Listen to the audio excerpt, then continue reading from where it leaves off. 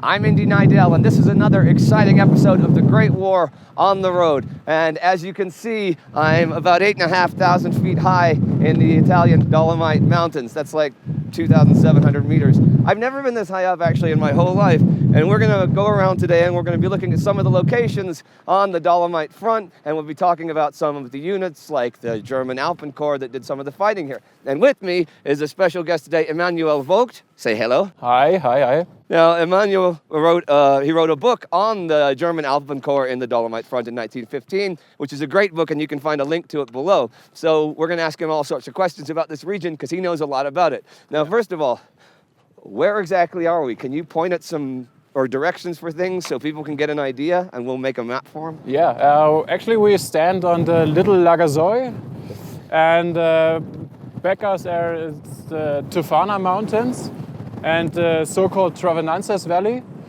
And there were also down there the Austrian positions, and in 1915 there were also the Germans here. Actually, I took that mountain and hold it for like 2 months. Now look at that mountain for a second and think. It's over 3,000 meters high. And as you can see today, the weather can be pretty harsh in these mountains. You know what I was impressed with? In your book you wrote about over near the Swiss border that they managed to get a cannon up on top of Mount Ortler, yeah? Yeah. And that's like nearly 4,000 meters high. Yeah. That's crazy. Okay, maybe we should go and check out some of these fantastic locations, yeah? The weather's amazing, man. I wish you guys were all here. Okay, let's move on. Okay.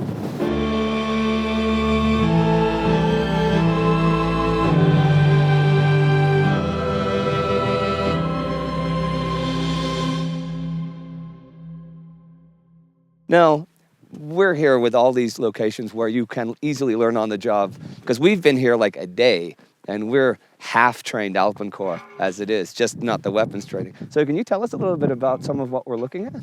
Yeah, sure. Right in the back, it's the very impressive mountain. It's called the Col di Lana. Yeah?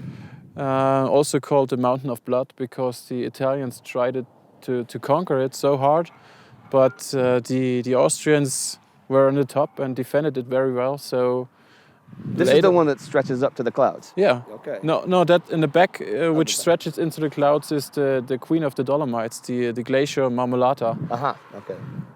This in the front, the Col di Lana, is special because the Italians blew it up, and this big crater you see there was due to 3 mines that blew up the top of the mountain. And back in 1915, also German Jäger defended together with the Austrians the top, and also got some heavy losses back then. So yeah, also for the Germans, a mountain of blood, if you want to say that. Now, right behind me is a fort. Yeah. Which is now a museum, of course. But yeah. What is this fort, and what significance does it have, and what part could it and did it play? The Austrians started in the 1880s, 1890s. It's an Austrian fort? Yeah, it was an Austrian fort, and they started in the 1880s and 90s to build forts into the streets that took into the valleys to secure the main streets. And it became outdated at the beginning of the war because it wasn't built for the artillery. Yeah, we saw in Belgium what happened to the forts and stuff. Well, so that's just concrete. Yeah. Yeah, it's concrete, and it was destroyed in the first days of the war in 1915. Sure. And but the Austrians did a cool trick, I think.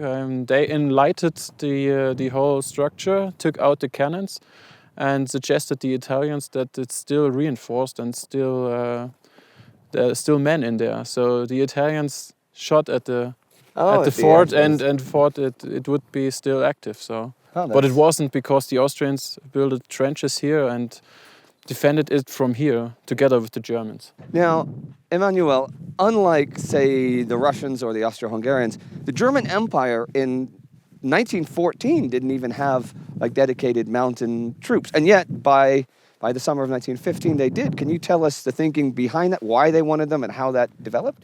Yeah, sure. The Germans had very less mountainous borderlines, so the most borderlines with mountains were close to Austro-Hungary.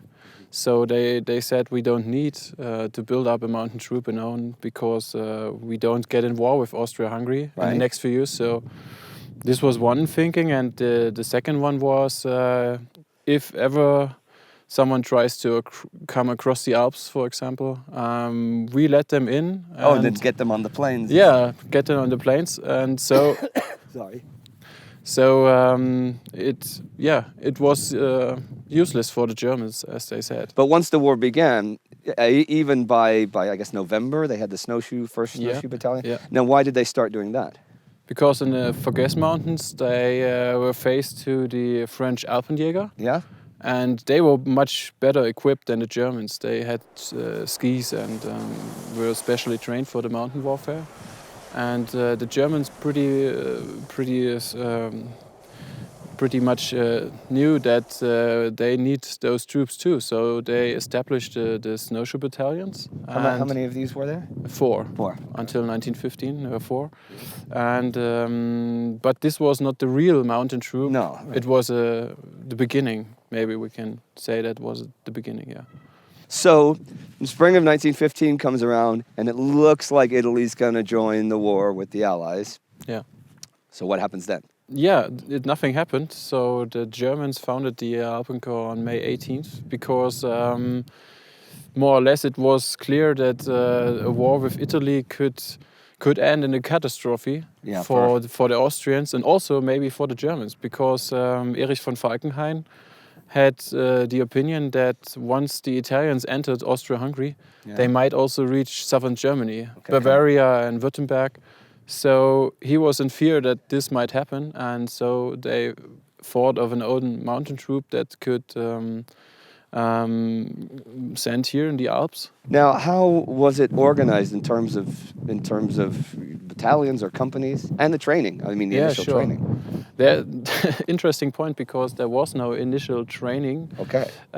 Due to the thought that the Italians might attack as soon as possible. So just get them in. It was in a haste, and they thought, okay, maybe they take the moment and attack Austria-Hungary right now, which would be a catastrophe because this front was exposed. But Italy and Austria-Hungary were at war with each other, but Italy was not at war with Germany. Italy had not declared war on Germany. Right. So what about Germany sending troops down towards Italy and the Italian front? How would they feel about that? It was strictly forbidden to write or take pictures or anything to write about the Germans here, because they were in thought that Romania might take action into the war, which was... If German troops were in Italy. Yeah, right, because there was no declaration of war to the German army. The Alpenkorps here in that summer of 1915 was secret. Yeah, sure. Okay, what if somebody was just happened to be taking photos of some of the Alpenkorps that came down here? Yeah, there was one example of a photographer from Bozen. Yeah. Who took pictures, and I found in the archives record that this guy was on demand. They searched for him because they said he has to give back the photos, all the plates he made. Really? Because they wanted to arrest him? For taking pictures of the German soldiers here. I guess you don't want another war with another country. Right. That's pretty daring, actually, then. Pretty sneaky to send a bunch of troops down here. Yeah. So, what about the structure then of how it was actually set up? The Alpenkorps had here in Tyrol 26,000 men and 9,500 horses. So the name implies that it might be an army corps, because Alpenkorps. Yeah, sure. But it was more or less an enforced division. So it wasn't like all branches of service, or what? Like a corps with artillery and cavalry and everything, or?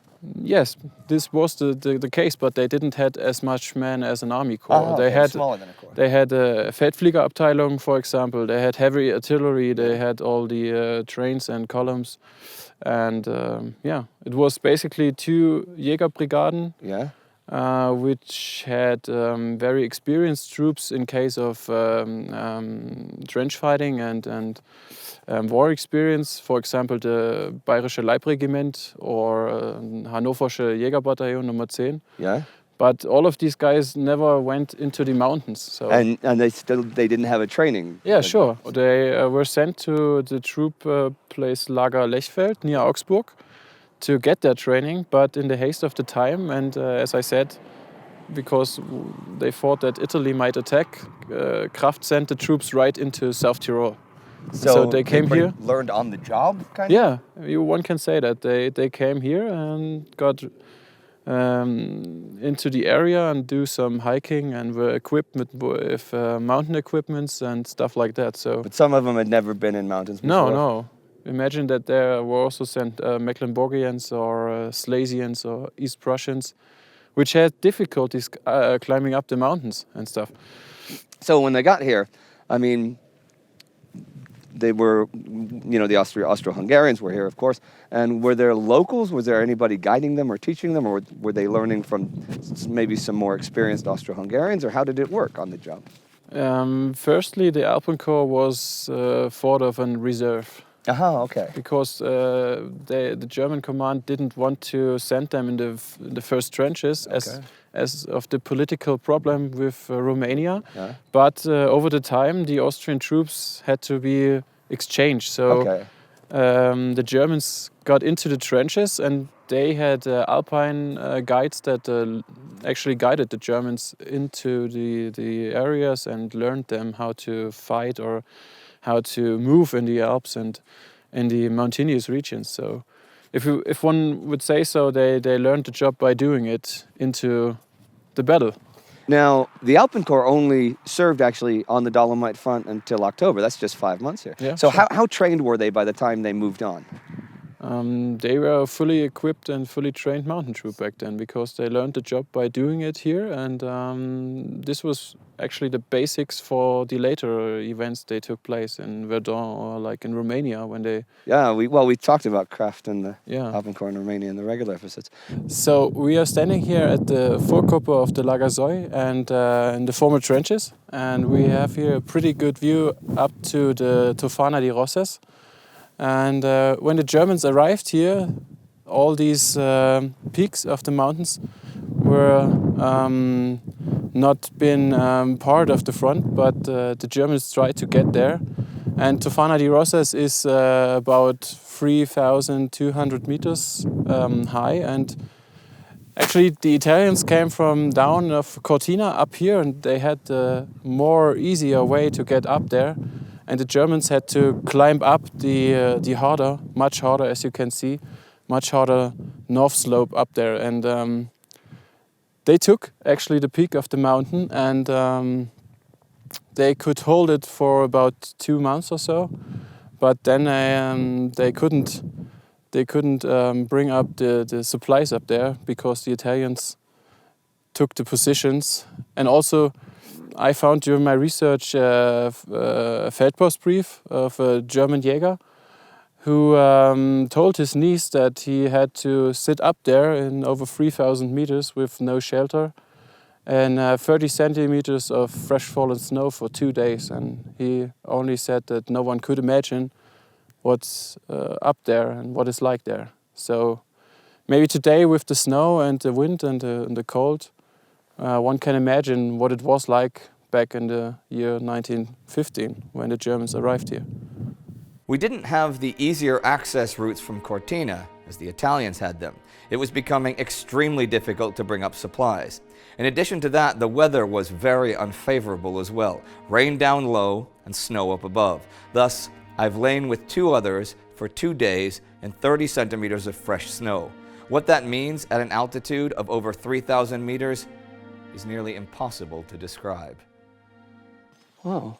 So what is this place? This is a former cemetery, an Austro-Hungarian one, but there was also a German part, which is a little bit lower down there. And actually all the dead were exhumed later after the war and brought... Okay, so they're not under the grave actually here, no. They were brought in a big memorial place. Okay. Because back at the front lines there were a lot of these little cemeteries where the dead fallen soldiers were buried. Sure. And after the war they concluded it in one memorial. Okay. What kind of numbers are we talking, actually? For the Germans, they had very few losses. Only 300, Oh, of the 350 20 men of the 26,000. And Now, was that because they were reserves or because there just wasn't that much fighting at the time? it wasn't that much fighting, yeah. It was also very quiet here on the front most of the times, and so the casualties weren't very high. Now, here's a question. Now, you said, of course, the Germans sent the untrained Alpenkorps down here because they were very worried about an Italian attack in the sector. What do you think would have happened had Cadorna launched a large-scale attack in the sector during that, say, during June 1915? Yeah, maybe the casualties were much higher then. So this was a big luck for the Germans because they had the training time with very few casualties. Imagine if they would have been sent to Romania, for example, and had to fight in the mountains and never saw the mountains before, or to Verdun, where they actually had big losses, but by the time Kraft was in Romania, they pretty much knew their stuff. They knew their stuff, yeah, sure. So. But still, we can find some mementos here, like the stone. It's a remembrance for 9 fallen German pioneers. Well, yeah, you can see. It's barely readable. Zum Andenken an unsere lieben Kameraden. Also, a memento to our beloved comrades. And if you look down here, you can see that they all fell on the 29th of August in 1950. Okay. So when I did a little bit research, I found out that a grenade hit their shelter and they killed instantly. All of them? All together. So. And there was a whole pioneer company? Yeah, company. Yeah. Now, that would be a chapel then of some sort? Yeah, it is. And we can find something interesting in there. It's very pretty. Let's go have a look. Well, you can lead Thank if you. you like. It's very calm here.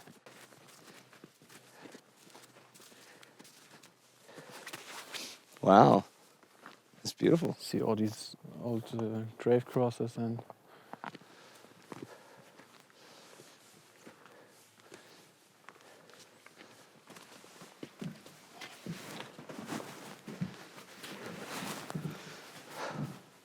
Wow. Look at this. And this was built back then? No, this is actually a reconstruction of the original model. Okay. And you can see little mementos here, like this one, where it says that 40 German soldiers were buried on the German part. Okay. And I think the interesting one is also this original grave cross, which shows the names of 3 of these fallen 9 pioneers, which died on August 29th. Wow. Yeah. This is very moving. What about over here? Here's also another original grave cross for a Prussian Jäger who fought on the August 10th. Back there where we shot the scene in front of the fort. Okay. Yeah. Huh. This is really something. All right then.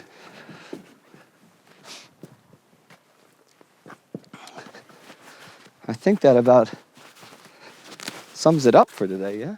Well, Emmanuel Vogt, thanks for being here with us. Thanks for having me. It was a great pleasure and it was really fun. Well, I like talking to people who know a lot about the war. You've probably seen that before. Yeah. And you guys out there, not just Emmanuel's first book about the Dolomites and the Alpenkorps, which is available in English and German, he has a new book coming out on October 6th. So probably when you see this, it'll be out as well, although that's just in German, right? Yeah, at this point. In German. So there'll be links to that below. If you'd like to see our special episode about another mountain unit, the Austrian Jagdkommandos, you can click right here for that. Do not forget to like us on Facebook, follow us on Twitter, and don't forget to subscribe. See you soon.